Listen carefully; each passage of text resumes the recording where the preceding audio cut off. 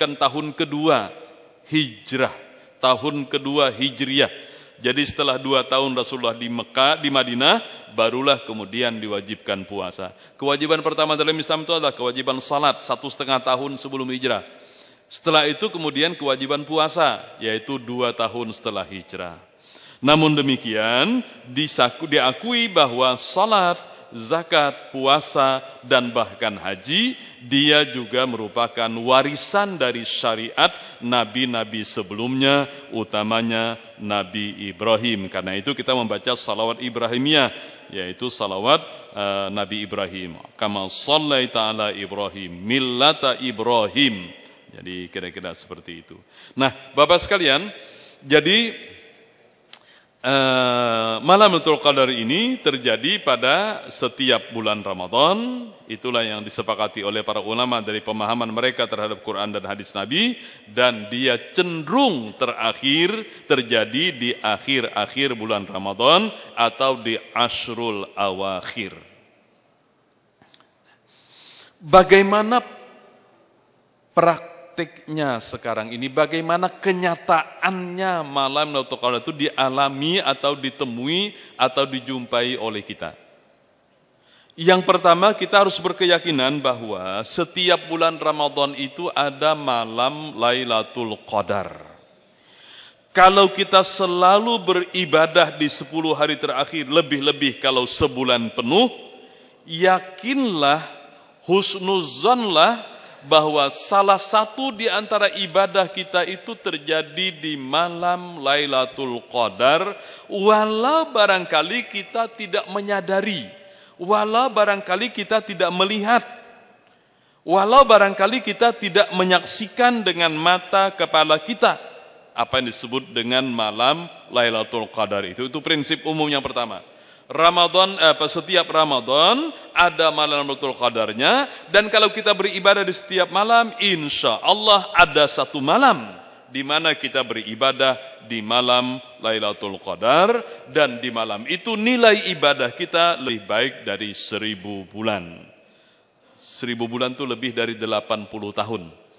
Jadi kalau 80 tahun lebih orang beribadah, itu masih kalah dibanding dengan ibadahnya di malam Lailatul Qadar itu. Lalu kemudian cerita ada orang menyaksikan malam Lailatul Qadar itu, karena memang disebutkan dalam hadis-hadis itu bahwa Lailatul Qadar itu terjadi dengan tanda-tanda.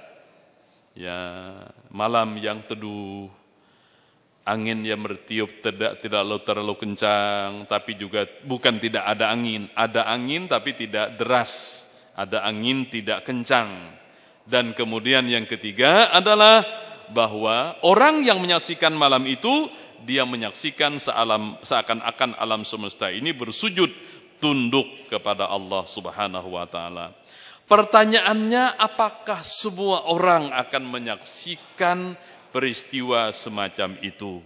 Kalau pertanyaannya seperti itu, maka jawabannya adalah tidak selalu. Menurut pendapat para ulama, tidak selalu orang menyaksikan. Ya. Tidak selalu. Jadi yang tidak menyaksikan bukan berarti tidak mendapatkan Lailatul Qadar. Bukan berarti tidak mendapatkannya, Pak. Dan orang yang menyaksikannya, ya tentulah dia itu pertanda bahwa dia mendapatkannya. Tapi kalau orang tidak menyaksikan malam itu pun juga bukan berarti bahwa dia tidak mendapatkan Lailatul Qadar itu. Ini pemahaman yang saya dapatkan dari bacaan-bacaan saya ya selama ini. Sebab kalau kita mengartikan orang yang mendapatkan Lailatul Qadar itu adalah orang yang menyaksikan, ya, saya mencoba-coba menanya-nanyakan beberapa tahun ini di jamaah saya. Enggak ada yang melihat. Enggak ada yang menyaksikan tanda-tanda seperti itu. Apakah kemudian se-RT, se-RW kami itu tidak ada yang mendapatkan Lailatul Qadar? Saya kira juga mungkin enggak juga. Tapi tidak selalu orang harus menyaksikannya secara fisik. Nah, karena itulah kemudian belakangan ini para ulama mencoba memahami lebih jauh bahwa sebenarnya yang dimaksud dengan malam yang teduh, yang dimaksud dengan bulan bersinar tidak terlalu terang, yang disebut dengan angin berhembus tidak terlalu kencang, itu maksudnya adalah ketenangan batin seseorang. Terjadinya pencerahan pada diri seseorang di malam itu. Terjadinya kesadaran pada diri seseorang di malam itu, di mana dia menyadari kesalahannya, kekurangannya selama ini, dan dia berjanji setelah Ramadan ini saya harus memulai sesuatu yang baru, yang lebih baik, yang lebih islami. Malam kesadaran. Jadi malam Lailatul Qadar itu adalah malam kesadaran. Tidak selalu orang harus menyaksikan tanda-tanda fisik. Walau hadis-hadisnya menyebutkan seperti itu. Nah, jadi artinya apa? Artinya Lailatul Qadar itu bisa diupayakan, Pak, diusahakan, Pak. Kita harus membangunnya dari malam pertama, dari hari pertama, malam kedua, malam ketiga, terus seterusnya. Kita bangun kesadaran itu. Sampai mungkin puncaknya di malam ke-21. Atau di malam ke-23. Atau di malam ke-25. Atau di malam ke-27. Atau di malam ke-29. Kita menyadari segala kekurangan kita, segala keangkuhan kita, segala kesombongan kita, segala ketidakhati-hatian kita selama ini, dan kita berjanji untuk merubah. Itulah makna hakiki dari Lailatul Qadar. Itu penjelasan ini kata para ulama diperlukan daripada kita mendidik umat ini untuk mencari-cari, menunggu-nunggu. Bahkan mungkin beribadahnya pun juga, membaca Qur'annya pun dengan harapan itu. Walau itu juga tidak salah, boleh-boleh saja. Tapi tingkat keikhlasannya menjadi sedikit bisa jadi berkurang dibanding dengan kita melakukannya karena Allah. Ya Allah, selama ini saya begitu banyak kekurangan, kesalahan, kealfaan, kehilafan.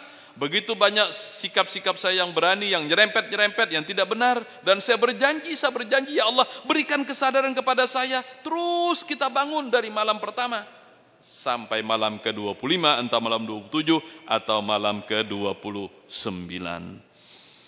Jadi dalam pengertian ini Lailatul Qadar itu bisa diupayakan.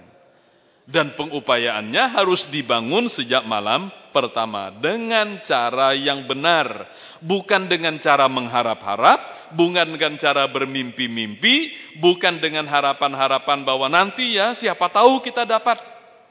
Bukan dengan siapa tahu, itu harus dengan keyakinan, dengan kesadaran, dengan tahapan-tahapan yang jelas.